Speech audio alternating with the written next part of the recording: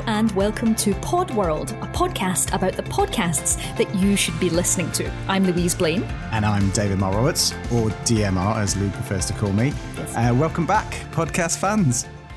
So we created this podcast because there are over 1.8 million podcasts out there, and finding the shows that you should be listening to isn't always that easy. I feel like I've listened to 1.8 million podcasts, DMR. I'll be honest. I feel like those 13,000 minutes that Spotify told me the other year, I've listened to them all. So just to summarise Podworld, every episode of the show, we feature one specific genre. So whether it's food and drink or true crime like this episode or tech or self-help, we dive into 4 very different podcasts in that genre to recommend. We then interview a podcast creator in that genre as well, so you can find out a little bit more about their podcast. And then at the end, we wrap up with some extra podcasts just in case you didn't have enough. And we've also got some listener recommendations too.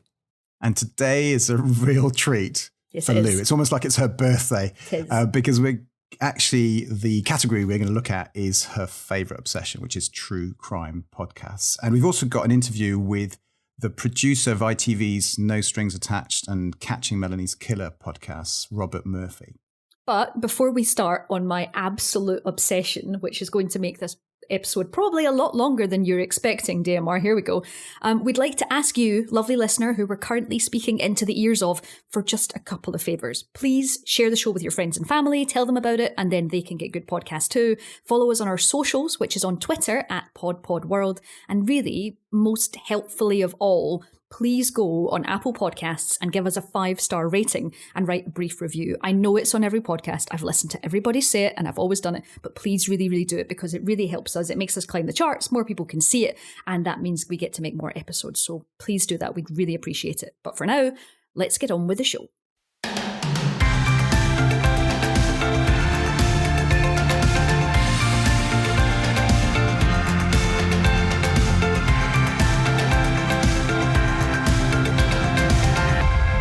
So your true crime obsession runs really deep, Lou. I know that. Because when was it? A couple of years ago, we were both dabbling with podcasts and you decided to actually create your own true crime podcast about true crime podcasts.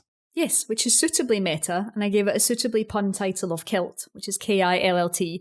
And I launched it and I interviewed a number of podcast creators, but then everything happened last year. So it's been on ice. But it will be coming back this year, actually. There'll be some exciting news about Kilt coming soon. But I think it's really important with true crime podcasts because we've had a massive boom in the true crime market. You know, documentaries, Netflix is really responsible for it. Making a Murderer really turns murder into entertainment in a lot of ways. People really, they binge watch, they binge listen, and we all get completely wrapped up in these narratives and these stories. And I think there's a really important differentiation to make between the type of podcasts which, yes, they talk about crime, but are actually really interesting. They inform us. They tell us stories that we've never had before. And then there's also true crime podcasts which are a bit nastier and they've got 911 calls and they glorify things a little bit. But I think there's been some really, really big changes, especially in podcasts. You know, we've tried to talk about it a bit later. We've had Serial.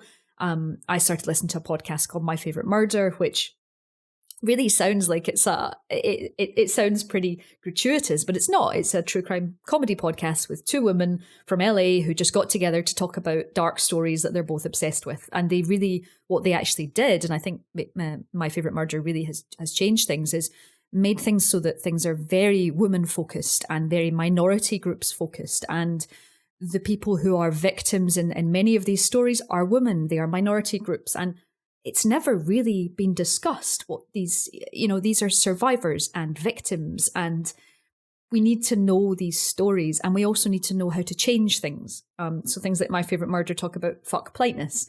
And fuck politeness might just sound like a bit of a swear and a lol, but it's not, because women feel like if they are in an environment with someone who they perceive as threatening, they'll always be polite. You know, I've been on trains on my own and I would be like, oh, you know, someone talking to me, I just sort of smile and nod. And it's like, no, that's not how things should be. We should be able to say, hey, back off, get away from me. I don't need you in my space. And it's these kind of stories that I think true crime podcasts now actually make us much more aware of the world we're in and the expectations, and therefore how to change things. So it's not just a gory obsession. It's it can be a pivot in our societal acceptance of male violence and violence against minorities. So now, though, I think I've just talked for a long time, DMR. So I would like you to hit me with your first true crime Podworld recommendation.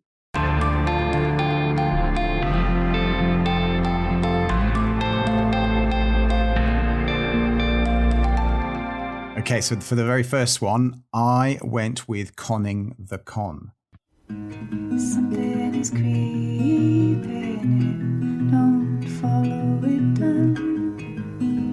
24 hours ago, I found out the person that I've been dating and seeing for the last 6 months is a con man. Turns out he has several other aliases and names that he goes by. I thought I'd done the research into him, but the webs and the lies that this man has told goes very deep. It's only recently launched, and at the time of recording, I think we're 5 episodes in.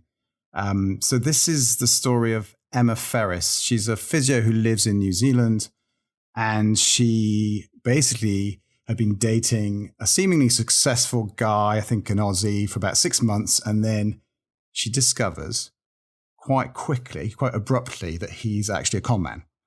So the podcast tells the story leading up to when Emma finds out about her partner, and after she lent him a truckload of cash, I think something like 300,000 New Zealand dollars. And then it moves on to tell the story on how her friends have helped her, and she teams up with them to turn the tables back on the con, basically. And I don't want to spoil this for anyone, and I know you've been listening to it as well, Lou. I have. Yeah. And we're in the middle of the story, so I don't actually know where it's going. But the podcast, the reason I feel it's so good, it's built in such a way that you feel that it's happening right now, even though I think it was recorded about a year ago. But it feels like it's all happening now, and that you're in the middle of the story, and that Emma's actually your friend now, and you're sort of, you're rooting for her. And it's actually narrated a bit and produced and edited by her sister Sarah, who I think is based in London.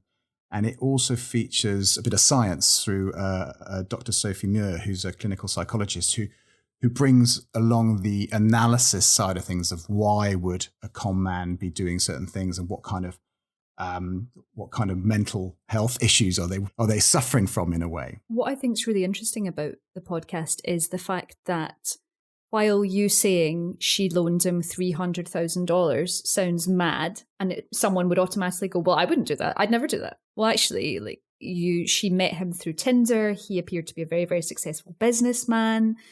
He was talking about investments, and she actually was very, very cautious. But the first thing he does is something that makes her trust him repeatedly. She endlessly trusts him.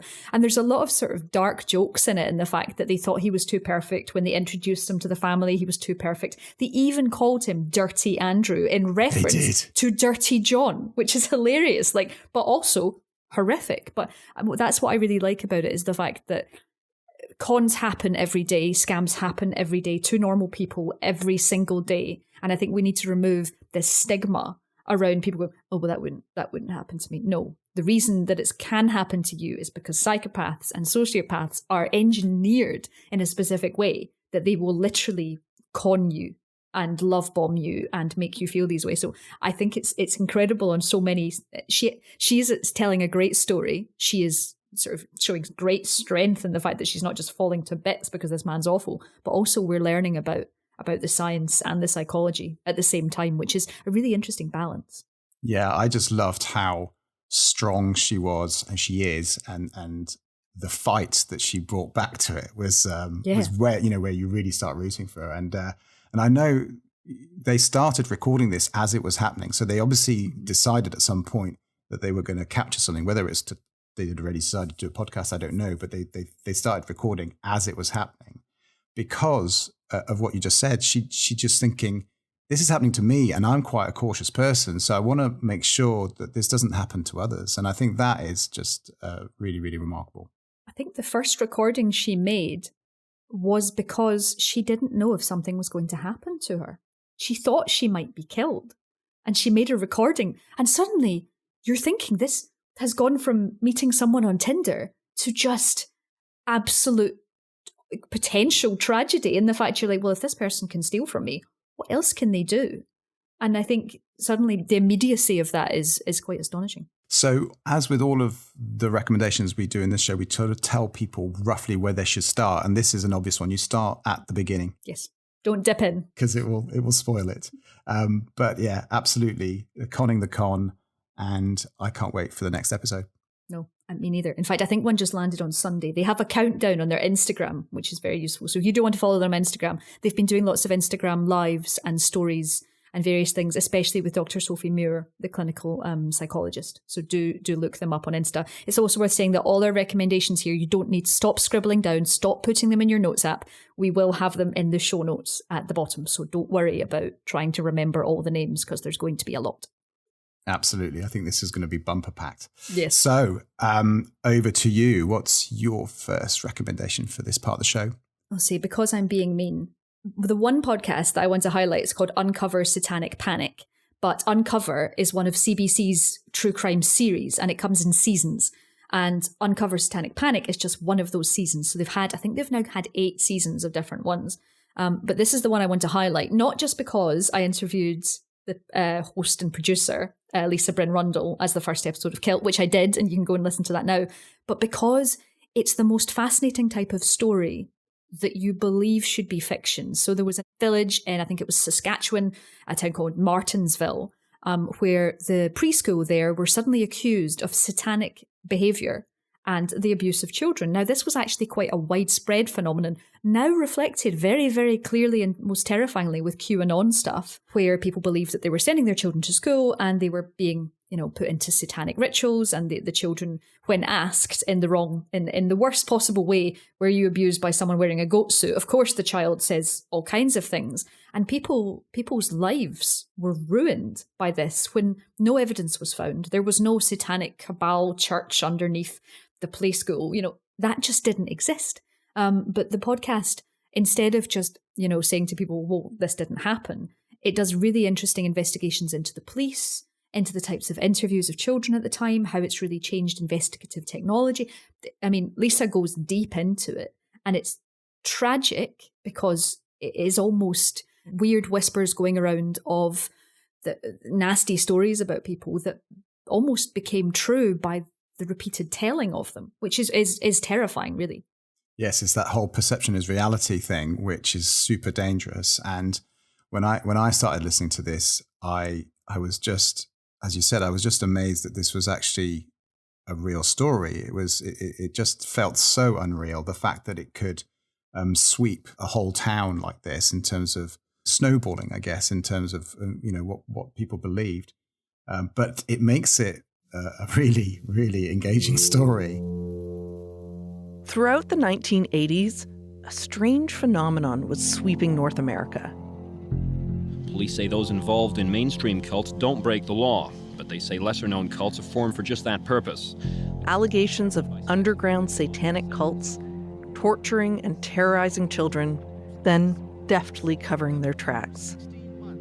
As the revelations of 2 little girls grew more and more bizarre. Yeah, Uncover is there's the first season that I actually listened to was called Escaping Nexium, which, if people are into true crime, will probably have watched The Vow, which is on HBO and Now TV, which is about Keith Raniere and Alison Mack, which is a part of what was come to be known as a sex cult, in which women were branded and trafficked and really horrific things in California, of all places. But Uncover Escaping Nexium it's a different presenter each time. So it's not Lisa Bryn Rundle. It's a guy who actually knew Sarah Edmondson, who came out of the cult branded. Mm-hmm. And it's his interview with her. So it's very, very personal because he went to school with her. So Suddenly the intimacy of that interview is really changed. So if you have watched both those documentaries, there's one on Stars Play called Seduced Inside the Nexium Cult, which is kind of a really, really good partner with The Vow. Then Escaping Nexium is a really good thing as well, because that case is ongoing and it continues to grow. So if you are interested in that, as nasty as it is, there's a really human side to those stories. Yeah, absolutely. And as with many true crime podcasts, again, start from the beginning. Yes. Or certainly start from the beginning of Series 6 in this case, for Uncover Satanic Panic. Okay, it's your turn. I feel, DMR, that I have put your brain through the ringer over the past couple of weeks as you've been going through these. But what is your next choice? Yeah, I mean, I'll talk a little bit later about how I got into true crime, because it's not an obsession of mine, but I do really enjoy it. I got into it through Serial and actually through you and I working in the same office for a while and having a cup of tea and you telling me what I should listen to on my road trip to Vancouver and various other places.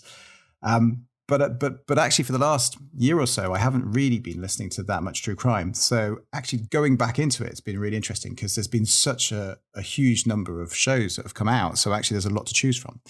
And this next one really, really caught my attention. It's called The Missing. Around the world at any one time, more than 100,000 people are missing. In Britain alone, someone is reported missing every 90 seconds. That's 40 people every hour, 960 people every day. Where is he then? It's presented by a journalist called Pandora Sykes, and it's actually the bringing together of a charity called Missing People and also a group of ex-detectives and criminology students and volunteer investigators called Locate International. And these two groups have come together, and Pandora tells the story, in effect, of 20 missing people. So there's 20 individual stories. And what I really liked about this is the idea that people can listen and actually maybe contribute to the search. So even though in many cases, these people have been missing for years, in some cases decades, there's a real belief that actually together and through this network and through Locate International, they might be able to find some clues, if not to where they are, but maybe to what happened to them.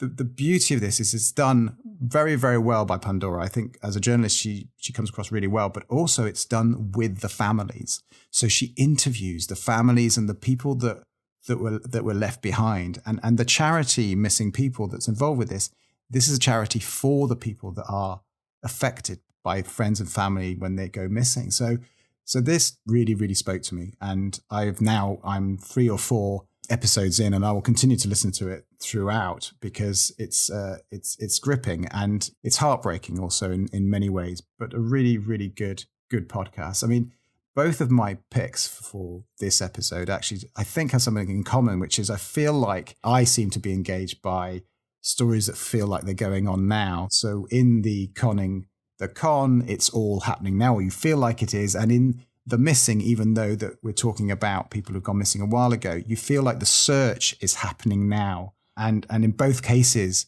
I feel like that's really drawn me in.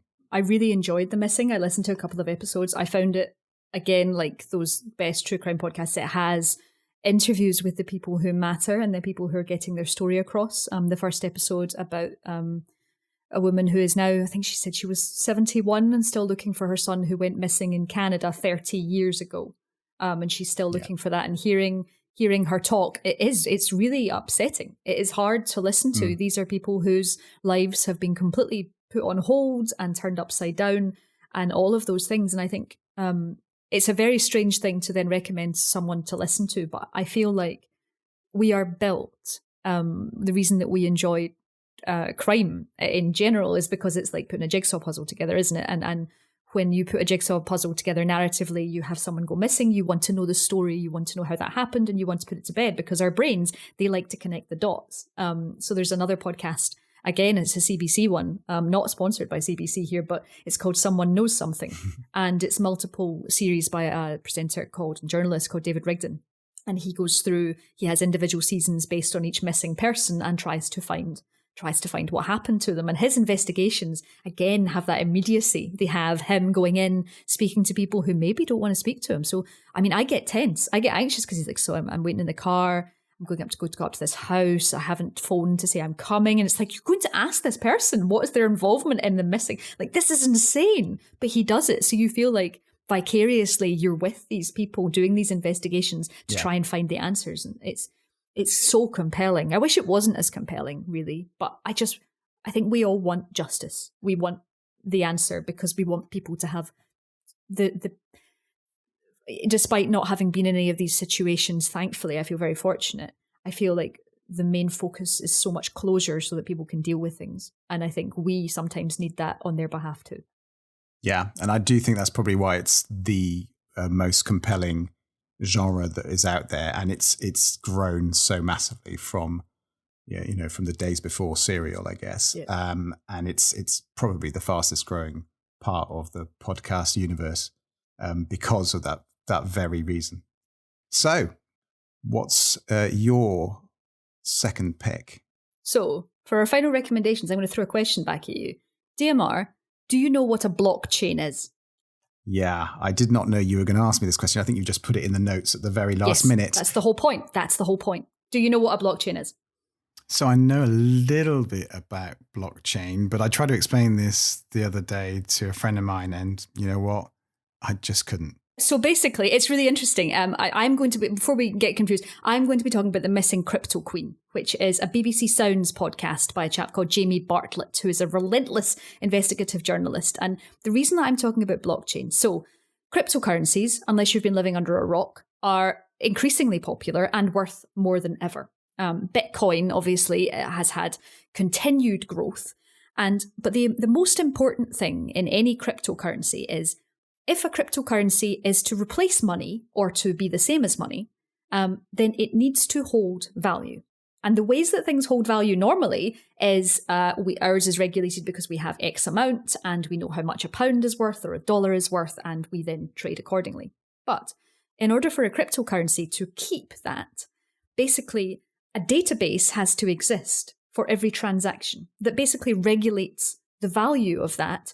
And a blockchain is kind of like a locked database of all of these transactions where no one can see it, but it always certifies exactly how much that currency is worth. Because otherwise, without a blockchain, without it regulating the worthiness or the value, the cryptocurrency is useless because you can't quantify it. So I know that was a very long way of introducing this, but The Missing Crypto Queen is about a currency called OneCoin. And OneCoin was headed up by a woman called Dr. Ruja Ignatova, who was very, very successful. And she held lots of massive conferences and she was on the cover of magazines. And she was constantly saying, everyone needs to buy into OneCoin. It's the future. It's great. Give me all your money. 1, the blockchain doesn't exist. And 2, then she went missing. 3, then people kept investing into OneCoin regardless. So if that doesn't entice you into The Missing Crypto Queen, which is all covered basically in the first episode, then this is genuinely one of the biggest scams of the century. One family! You're amazing, guys! Dr. Ruja promised to make the world rich through a revolutionary new cryptocurrency. I believe what makes us different is our vision. We are more than just one coin. We create the world around this coin. The interviews that Jamie has with everyday people who watched Ruja before she disappeared, invested their money, told their friends to invest their money, is astonishing because it basically turns out that OneCoin is just a giant MLM or multi-level marketing company, which is also another word for a pyramid or Ponzi scheme, which is illegal and awful and terrible. And The Missing Crypto Queen, literally, I think I had my head in my hands when I was listening to it. I don't know if you listened to it yet, but genuinely, it is one of the most film-worthy things I've ever listened to. Yeah, absolutely. It's got all the elements, hasn't it? Because the character, Ruja, when as she's introduced, and I think they have clips of her doing speeches, and she was now well known for how she dressed, and it was all about sort of really, really building that persona and giving the impression through her talking that she was going to break down the banks. The banks are horrible people, and through OneCoin, we're all going to become, be free, deregulated and be free, and we're going to make money. And she's really convincing because this is happening at a time where cryptocurrencies were appearing, and a lot of people who do not know what it is were starting to sort of dabble, into the various ones that exist. So it's very, very smart conning. It's seriously I guess, smart conning. Yeah, smart conning, but then something happens, right? She disappears. So, and that makes it really, really intriguing in terms of a story. And I'd love to see this in the cinema or on Netflix at some point. And it's funny you should say that, because there's actually another BBC Sounds podcast, which is called Fake Heiress. And it's a combination of true crime and conning with dramatisation. So while they don't know exactly what Anna Delvey, who travelled to New York and basically conned people out of thousands of pounds, actually said in all of the situations, they've kind of dramatised it. And I think her story is coming to Netflix soon. So that's another good scam podcast, is Fake Heiress. I did them as a 1-2 punch, Missing Crypto Queen and Fake Heiress. They're both cracking and on BBC Sounds. So please listen to those.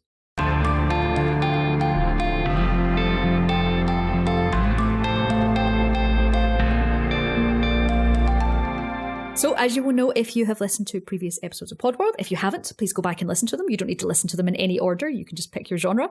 But every episode, we have a chat with a podcast host or a producer from our featured genre. So for today's show, I was so excited to catch up with Robert Murphy, and he's the ITV News correspondent and producer and presenter responsible for both No Strings Attached and Catching Melanie's Killer. Now, just a bit of an explainer first. So No Strings Attached is a UK case around a man called Emile Cilliers, who was accused of tampering with his wife's parachute. And while she miraculously survived after she jumped out of a plane with this damaged parachute, the truth that came out around him was truly astonishing and appalling, which I'll talk more about with Robert. Catching Melanie's Killer, it's about the solving of a cold case of Melanie Rhodes, who was found murdered in Bath near her home in June in 1984. So it's a horrible case, but Robert follows the investigation and he interviews the police involved, and it's very, very compelling, and you're very much on side with the police because they're almost sort of book police. So definitely do give those a listen. So I was so thrilled to get to speak to him. So here's the interview. How do you find a killer from the past? A man who just appeared in the night, murdered, and then vanished. Where do you start? The murder of Melanie Rhodes, the high school girl attacked and stabbed to death as she walked home in the early hours of the 9th of June, 1984. Melanie was last seen alive walking along the... I'm really so excited to introduce Robert Murphy, ITV News correspondent, who's responsible for two podcasts that I absolutely adored, which is No Strings Attached and Catching Melanie's Killer. Welcome to the podcast, Robert. Thank you so much for having me on. It's a great privilege. So I think the first thing I want to talk about is your career as a crime correspondent goes back many years, and I think I could go through your experiences, but I think it's better to have you do it. So can you tell me a little bit about your career and your really involvement with crime work? Yeah, I started off in newspapers and I joined ITV nearly 21 years ago, and I've covered lots of crime over the years, but some ones which have been quite well known. I work out of the West Country in England, in Bristol and Bath and around there. But some of the crimes are really intriguing, the ones that I've covered. So, for example, the Salisbury poisonings, which made international headlines. A big case, which is coming up to its 10th anniversary, is the Christopher Halliwell serial killings, the murders of Sian O'Callaghan and Becky Godden-Edwards in Swindon. And I was involved in that from actually day one, and that was turned into A Confession, which was on ITV.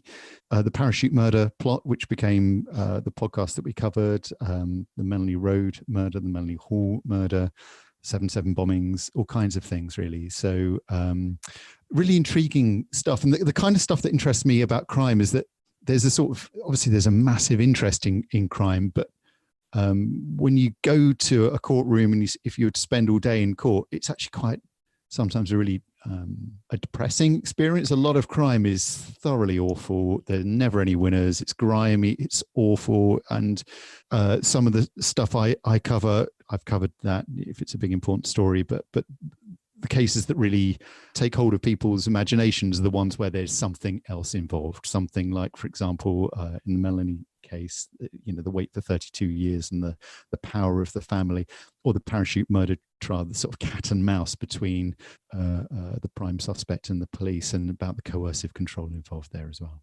Well, that's what I was going to ask you as well. I mean, while there has been this obvious massive boom in crime documentaries and true crime podcasts and all of these things, I think it's always very, very important to remember that these are people's lives, and these are not just people's lives, but the worst times in these people's lives. And I wanted to ask you, I mean, this must be that's a hard thing to go through. I mean, is that something that got easier for you as you went along, or is it something that you just find a way to process?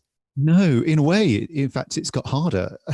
When you're younger, you're a bit more gung-ho about things, and the more you spend time and get to know people's and see the impact of what's happened on their lives, it actually becomes harder. And when you hear somebody talk, before it would be just another news interview, but now when they're kind enough to open up to you, you think, oh my God, this is just unbelievable what you're living with. It's so painful often as well. So yeah, I've actually found it slightly harder. In terms of that, obviously we get that intimacy. I mean, I was absolutely in tears a number of times listening to Catching Melanie's Killer. The stories from Jean Rode were and her brother as well were so heart-wrenching. What I wanted to say was that podcasts as a medium are very, very intimate, and we listen to them in our ears and we listen to them when we're alone. Did you find that podcasts, I mean, these are the first 2 true crime podcasts from ITV News. Did you find that podcasts were a very different medium to tell these stories and that it would really work for that?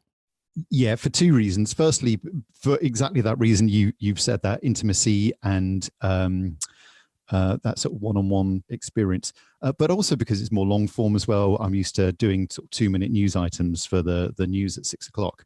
And the brilliant thing about podcasts is that you can do this deep dive and you can just go to places that you couldn't do otherwise. So, I mean, a number of times, one of the reasons I suggested doing podcasts was that in the Parachute murder trial, I sat down and did a sort of 45-minute, hour-long interview with the lead officer, Paul Franklin. And we ended up using about 3 or 4 minutes of that. But it was just the most remarkable interview. And he was telling me at this point, the prime suspect, Emil Cilliers, had been found guilty and he was due to be sentenced.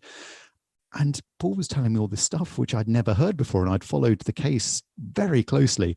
But all that other kind, now he'd been found guilty, Paul was suddenly able to say all these things that we didn't know. And it was just so incredible. And even though we went as long form as we could on a 6 o'clock news thing, I sat on the interview for a couple of years and, thinking, what can I do with this? And I suggested to ITV, and ITV were also looking to do podcasts. So there was this happy sort of collision between what I wanted to do and what ITV wanted to do. I think what's really interesting about both these cases and what you're saying about these intriguing elements is that both podcasts have the kind of detective work that we recognise from sort of crime dramas. There's evidence and they're building cases, and it's quite thrilling, and that's part of why people find one to listen. But also, it's very emotional, and these are people's lives. What's it like to then balance that out, to sort of find that sort of happy medium in tone? Yeah, it's really, that's the hardest thing actually, because for example here when I had the interview with Adrian Rode, who doesn't like being interviewed and was very nervous about being interviewed, and I felt utterly privileged. The whole Rode family are just incredible people, and Jean Rode was just so eloquent. I interviewed her a couple of years ago. I didn't re-interview her for this, but I used the interview from 2016. But Adrian, I interviewed afresh, and when he's reading that victim impact statement to you, it's just it's absolutely heartbreaking. But also, so you've got to balance that with, hang on, this is a case, and there are clues, and there's evidence, and there are twists and turns, and you've got an incredible character with Julie Mackay there, who just builds this case. She's incredible. So how do you do this? And that is the hardest part, the planning, the episodes. So not just that each episode is a compelling listen and emotional, but throughout the series, the 8 episodes, there's a bit here and a bit there, and you interweave, there's 3 or 4 sort of interwoven storylines in that. And that was really tough, really, really tough. And when you're putting the podcast together, you're never sure if you've done a good job, actually. And I was really, really worried with the Melanie case, if I was doing it well enough or not. If I was doing the Rode family and Julie justice, actually, I was really worried. Yeah. And I think you probably had a response since, because I listened to that and it was the most wonderful balance. And actually, that's actually who I wanted to speak about next. And in fact, it's a couple of your interviewees in both podcasts. I feel like we always get the story of whoever you're talking about. So suddenly you mention someone and all of a sudden that person's in our ears and we're getting their direct experience, which takes us again closer to the story. But I think two of your interviewees, Detective Julie Mackay and Maddie Henna in No Strings Attached, are both the most incredible, focused, inspirational women in the most amazing way. Do you feel the same as me? What were those interviews like? Completely. Yeah, completely. I've known Julie for quite a long time. I've known her for about 6-7 years actually, and I've interviewed her on and off over the years. I've only interviewed Maddie once before, and I only interviewed Maddie for No Strings Attached over about 2.5 hours. With Julie, I'd sort of learned from the first podcast, so I interviewed her over several days actually. They are, both of them, incredible people, just the most incredible people. You know, if you were a crime writer, a fiction writer, you couldn't make either of them up, frankly. They're amazing, both of them. They're both incredibly eloquent. They both have an amazing command over the English language, which helps. They both speak beautifully. And they're both very candid. And I think, you know, particularly with, you know, Maddie is still a serving officer. I interviewed her nearly a year ago, and she's still working, you know, today in counterterrorism. And for her to be so open while still a serving officer was extraordinary. And for example, you know, I remember wrapping up the conversation towards the end. I asked, "Is there anything that nobody's ever sort of asked you about this?" And she sort of said, "Well, yeah." And she went on about the impact on her life, and she mentioned that she herself had been in what she says was a coercive relationship, and she'd only realised that when Vicky Cilliers, the wife, was being interviewed. So, you know, you can just about hear my jaw hit the floor during the interview when she says that. It's so open and candid and inspiring that she was incredible. And Julie too, I mean, she spoke about how she juggled her family, 3 teenage kids, running live murders with this cold case that absolutely fueled her. And she just said it as it was. And it was just so powerful to hear about the challenges that she faced. So yeah, they were both utterly inspiring people. Yeah, I think when she was talking about how she was dealing with one of her teenage boys who was acting out at school at the same time where she was having to go and run a case, and it was literally the most incredible thing where she was suddenly just going between her job and personal life in a way that I think many of us find quite enviable, really, and it's really interesting. I think what I wanted to ask actually, and you made your point there, was Emilio Cilliers is really a despicable character in the way that he is built. He's almost movie-like villainy. He's promiscuous. He's coercively controlling. He attempted to murder his wife and children before he did what he did in the parachute attempt murder. But at the same time, you have to not go over the top with him. You have to tell the truth. What was it like to build his character? Because he's not a voice we hear, obviously, for very obvious reasons. No, you only hear him in a couple of police interviews, just fleetingly. It was tough, that one, because that could have easily become very tabloidy and very Confessions of an Army Sergeant and Adulterous Army Sergeant, when it wasn't. It was just horrific what poor Vicky went through and didn't realise she was going to, and couldn't reconcile in her mind for years afterwards what she had been through, because she, you know, a very intelligent woman. How could you fall for someone like this?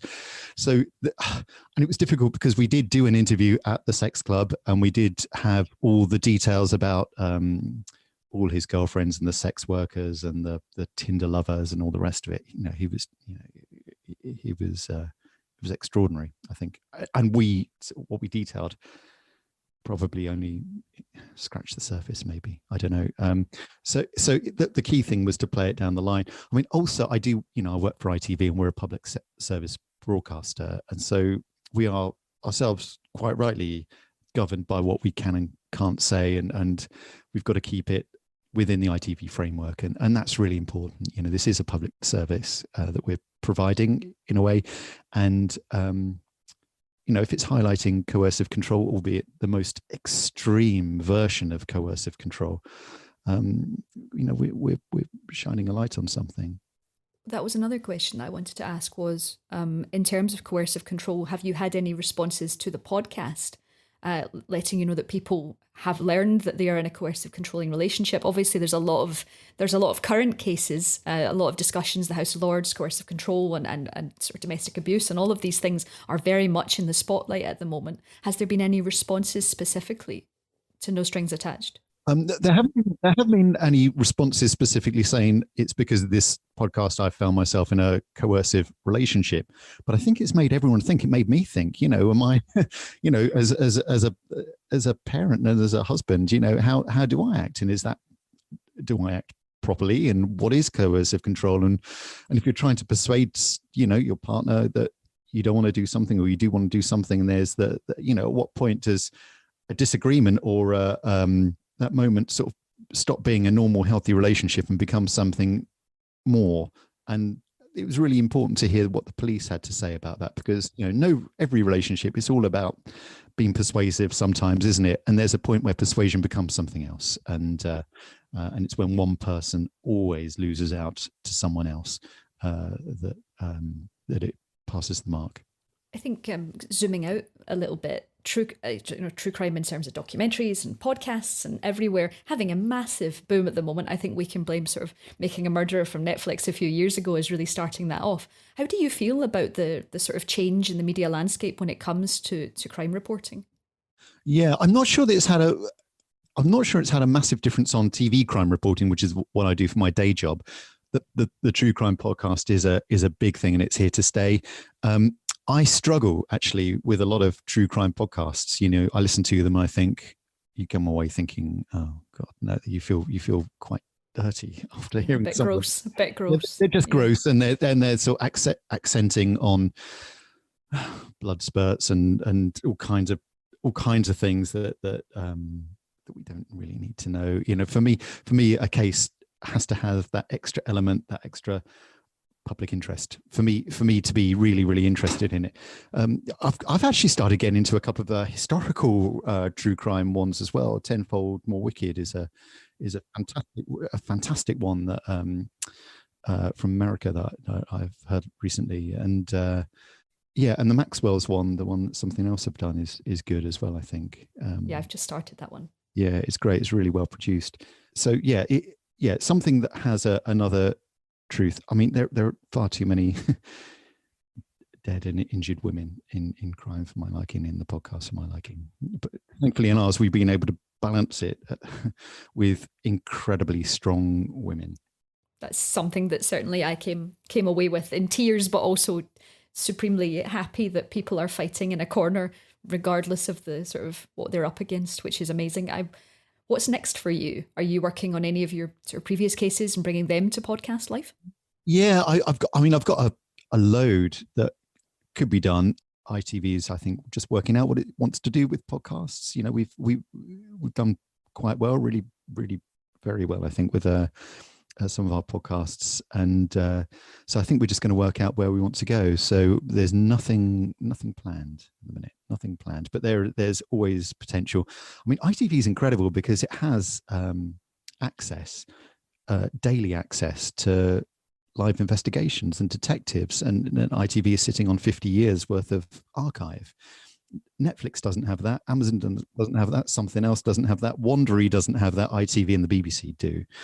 So we're in an incredibly strong position if that's something that the company does want to do.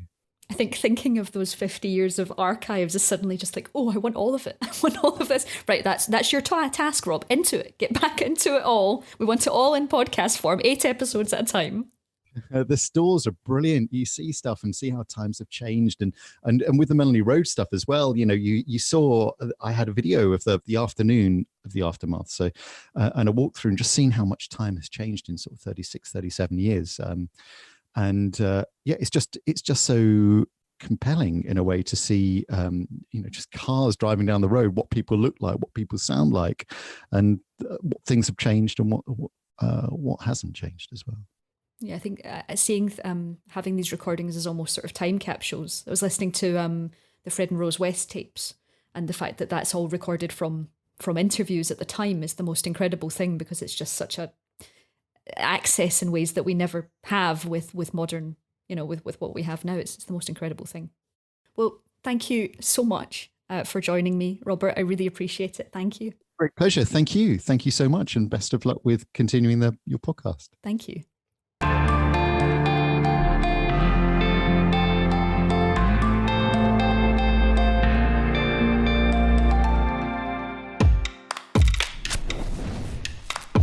This episode of Podworld is supported by Dialect, a digital marketing agency whose superpower is finding and engaging audiences for tech and gaming brands from all around the world.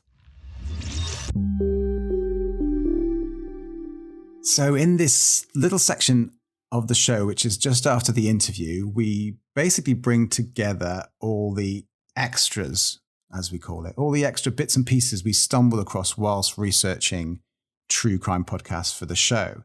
And, these are still shows that, even though they didn't make our top picks at the start of the show, they're really still important and worth listening to. And in fact, there's loads more beyond what we're recommending. We also have, on top of that, some listener recommendations that we always have every episode that we sprinkle on top just to make sure you have a truckload of recommendations to fill your iPod, I was going to say, with, which makes me very old. Yeah, we can sprinkle over some true crime bacon bits to ruin your salad, basically. That's what we're about to do. Absolutely. So, Lou, what did you find? I'll be honest, this week, this has been finding the last 5 years of my life. And I'm going to start it with, I did mention it at the start, but my favourite murder, I cannot say how important that's been for me to listen to. So, Georgia Hardstark and Karen Kilgariff just talking about crime together and making mistakes together and learning things together and learning about the way that crime has been reported. And they have now started what's called the Exactly Right podcast network, which is now made up of lots of other podcasts, including there's Paul Holes and Billy Jensen are two kind of true crime legends in the fact that they do a lot of investigating. They've got their own Exactly Right podcast. I can't stress enough exactly what Georgia and Karen have really done. They make mistakes, but they've basically created this army of who call themselves murderinos, who are the big fans of My Favorite Murder. I've seen them a couple of times, and genuinely, it's a very healthy way to appreciate true crime. So if you haven't listened to My Favorite Murder,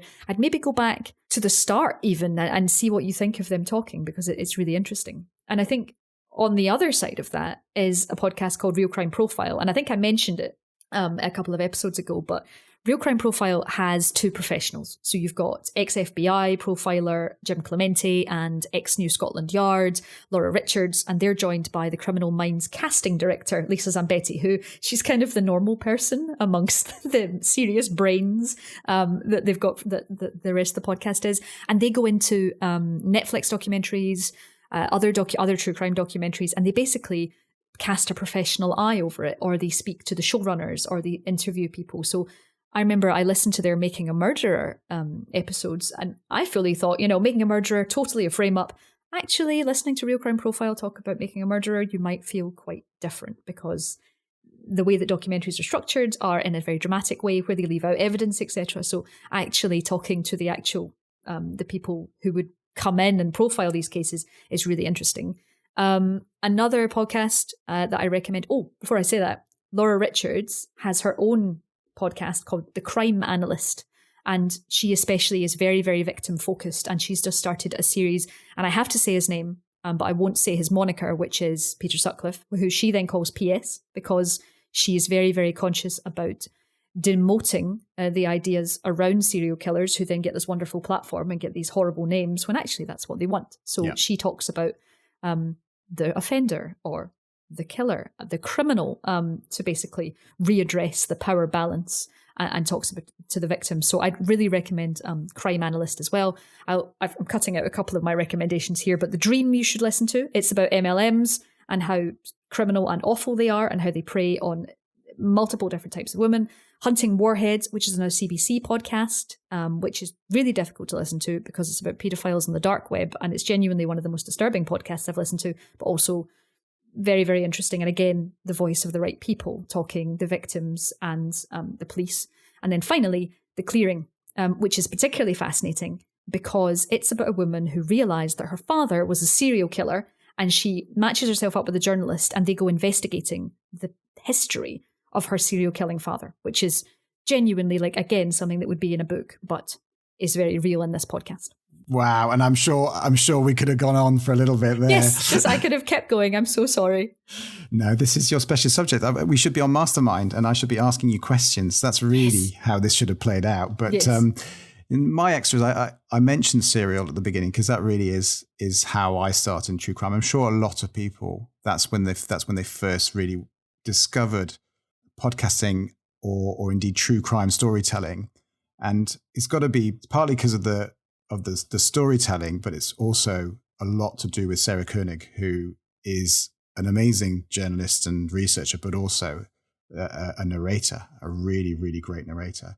And I reckon it kickstarted all of the true crime podcasts that we now know. And most of you probably have listened to Serial by now, but if you haven't, I really recommend Series 1.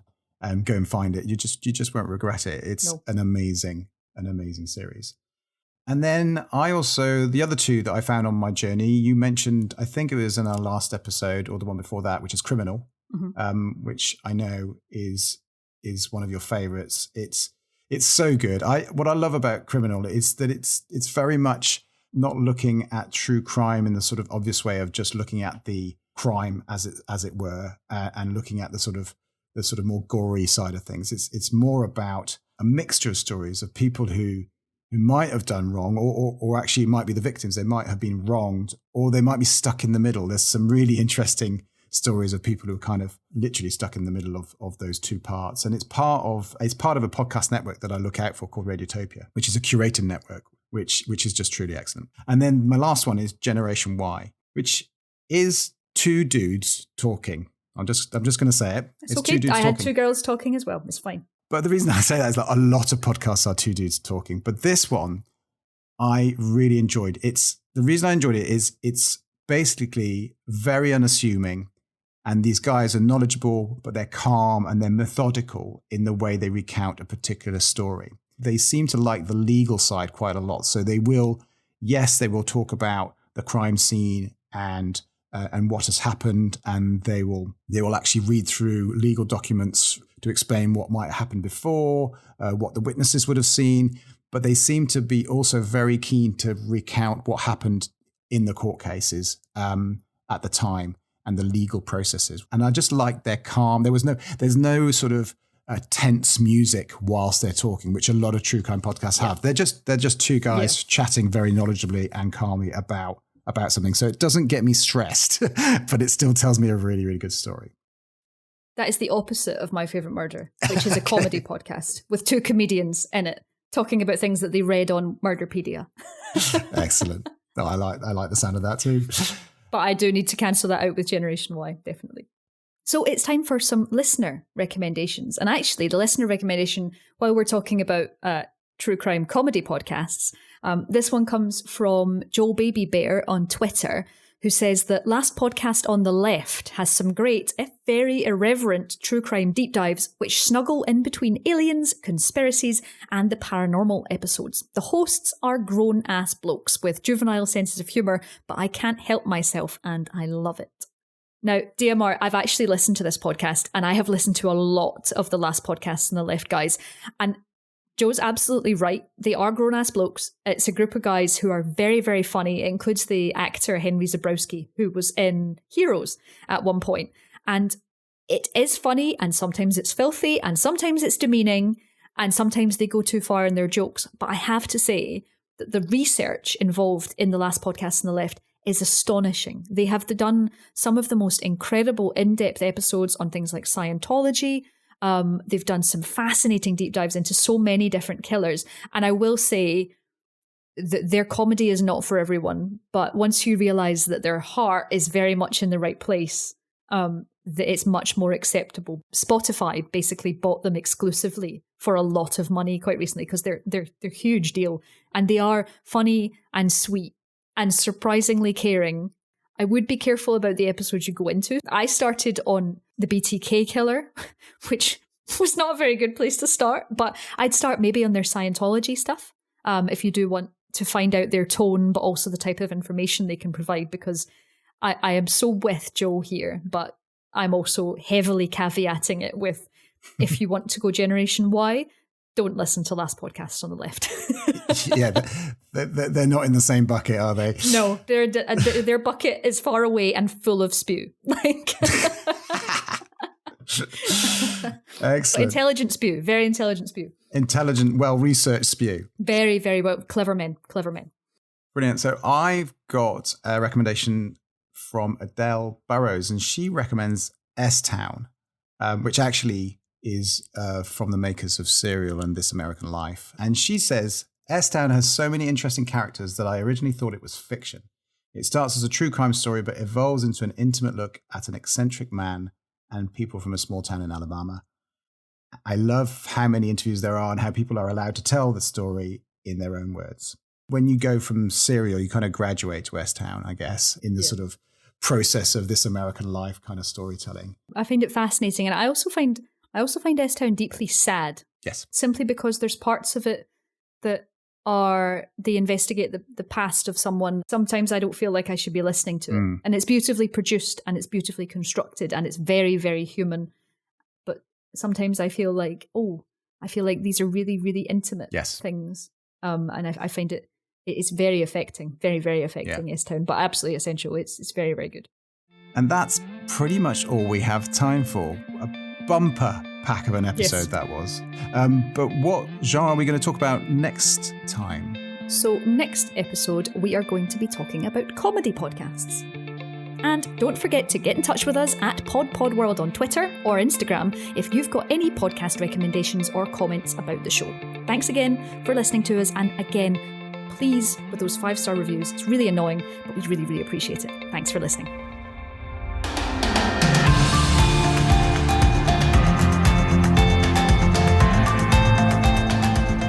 Podworld is produced, edited and hosted by Louise Blaine and David Marr Roberts, otherwise known as DMR, with design and graphics from Dylan Channon and the research by Ella Marr Roberts. The theme music was composed by Dan Phillipson. We'd like to say a big thank you to the team at Dialect for their never-ending support.